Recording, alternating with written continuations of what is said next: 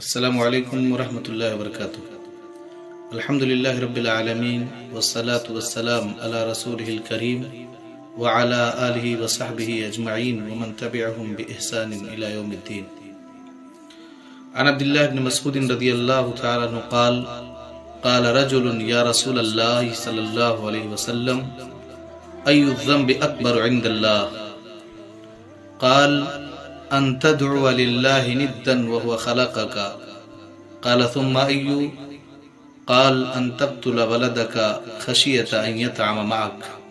قال ثم أي قال ان تزاني حليلة جارك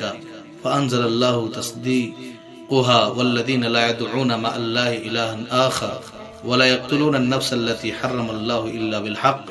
ولا يزنون۔ محترم ناظرین، آج کے اس مختصر سے درس میں آپ حضرات کے سامنے اللہ کے رسول صلی اللہ علیہ وسلم کی اس پیاری حدیث جو متفق علیہ روایت ہے اس کے بارے میں کچھ باتیں بیان کرنا چاہتا ہوں۔ راوی حدیث عبداللہ بن مسعود رضی اللہ تعالیٰ عنہ ہیں، کہتے ہیں کہ ایک آدمی نے اللہ کے رسول صلی اللہ علیہ وسلم سے سوال کیا کہ اے اللہ کے نبی صلی اللہ علیہ وسلم ای الذنب اکبر عند اللہ، اللہ رب العالمین کے نزدیک سب سے بڑا گناہ کون سا ہے؟ یعنی کون سا ایسا گناہ ہے جو اللہ رب العالمین کے نزدیک سب سے بڑا ہے، سب سے خطرناک ہے؟ آپ صلی اللہ علیہ وسلم نے جواب دیا ان تدعو للہ ندا وهو خلقک۔ پہلی بات یہ ہے کہ اللہ رب العالمین نے ہم سب کو اس دنیا کے اندر پیدا کیا۔ آپ نے اس آدمی کے جواب میں کہا کہ سب سے پہلا گناہ یہ ہے کہ اللہ رب العالمین کے ساتھ کسی کو شریک کرو، اس حال میں کہ اللہ رب العالمین نے تمہیں پیدا کیا ہے۔ اس کے بعد آپ سے اس آدمی نے سوال کیا ثم ایو، اے اللہ کے نبی صلی اللہ علیہ وسلم پھر اس کے بعد یعنی شرک۔ آپ صلی اللہ علیہ وسلم نے پہلا جواب دیا کہ شرک سب سے بڑا گناہ ہے۔ پھر اس آدمی نے پوچھا کہ اللہ کے نبی صلی اللہ علیہ وسلم اس کے بعد کون سا گناہ سب سے عظیم ہے؟ آپ صلی اللہ علیہ وسلم نے کہا ان تقتل ولدک خشیۃ ان یطعم معک، کہ تم اپنی اولاد کو، اپنے بیٹے کو یا اپنی بیٹی کو مار ڈالو، قتل کر ڈالو، اس خوف اور اس اندیشے سے کہ وہ تمہارا بچہ تمہارے ساتھ کھائے گا پیے گا۔ قال ثم ایو، پوچھا پھر کون؟ قال ان تزانی حلیلۃ جارک۔ آپ صلی اللہ علیہ وسلم نے فرمایا کہ اس کے بعد جو عظیم گناہ ہے، اس کے بعد جو بڑا گناہ ہے وہ یہ ہے کہ تم اپنی پڑوس کی بیوی، اپنی پڑوسی کی بیوی کے ساتھ تم زنا کرو۔ تو اللہ رب العالمین نے نبی صلی اللہ علیہ وسلم کی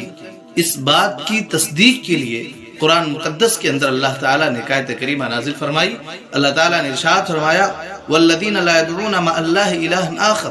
جو لوگ اللہ رب العالمین کے ساتھ کسی اور کی عبادت نہیں کرتے، جو لوگ اللہ رب العالمین کے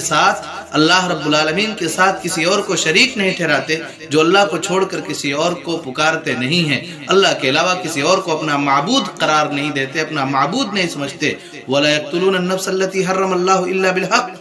اور ان نفسوں کو جن کے قتل کا اللہ رب العالمین نے حرام قرار دے دیا ہے سوائے حق کے ساتھ انہیں قتل نہیں کیا کرتے، وَلَا يَزْنُونَ، اور زنا نہیں کیا کرتے۔ میرے بھائی، آپ اس حدیث پر غور کریں۔ آپ صلی اللہ علیہ وسلم سے جب صحابی نے گناہ کبیرہ کے سلسلے میں سوال کیا تو آپ نے کہا کہ سب سے پہلے جو سب سے خطرناک اور سب سے عظیم گناہ ہے وہ یہ ہے کہ اللہ رب العالمین کے ساتھ کسی کو شریک کیا جائے۔ ظاہر ہے اللہ رب العالمین نے ہمیں اور آپ کو اس دنیا کے اندر پیدا کیا ہے، اور اللہ تعالیٰ نے توحید الوہیت ہی کے لیے اللہ رب العالمین نے اس دنیا کے اندر بہت سارے انبیاء اور رسول کو بھیجا ہے۔ ظاہر ہے کہ اگر انسان اللہ رب العالمین کی عبادت تو کرے لیکن اللہ رب العالمین کی عبادت کے ساتھ کسی اور کی بھی عبادت کرے، اللہ کی عبادت میں کسی اور کو شریک ٹھہرائے، تو ظاہر ہے وہ بہت بڑا گناہ کا کام انجام دے رہا ہے اور بہت بڑے گناہ کا مرتکب ہے۔ اس کے بعد نبی صلی اللہ علیہ وسلم سے جب صحابی نے پوچھا تو آپ نے کہا کہ اس کے بعد سب سے عظیم گناہ جو ہے وہ یہ ہے کہ اپنی اولاد کو اس خوف اور اس اندیشے سے مار ڈالا جائے، قتل کر دیا جائے کہ وہ انسان کے ساتھ یا اپنی ماں باپ کے ساتھ کھائے گا پیے گا۔ ظاہر ہے کوئی انسان اگر اس بنیاد پہ اپنی اولاد کو مارتا ہے، مادر رحم میں ماں کے پیٹ کے اندر اگر بچے کو مار دیتا ہے تو ظاہر ہے وہ اللہ کے نبی صلی اللہ علیہ وسلم کی حدیث کے مطابق انتہائی عظیم گنہگار ہوگا۔ اس لیے اللہ رب العالمین نے قرآن مجید کے اندر ارشاد فرمایا وما من دابۃ فی الارض الا علی اللہ رزقها، کوئی بھی چوپایا یا یوں کہہ لیں کوئی بھی ایسی مخلوق نہیں ہے جس کی روزی روٹی کا ذمہ دار اللہ رب العالمین خود نہ ہو۔ اسی لیے صحابہ کرام نے جب نبی صلی اللہ علیہ وسلم سے عزل کے بارے میں سوال کیا تھا تو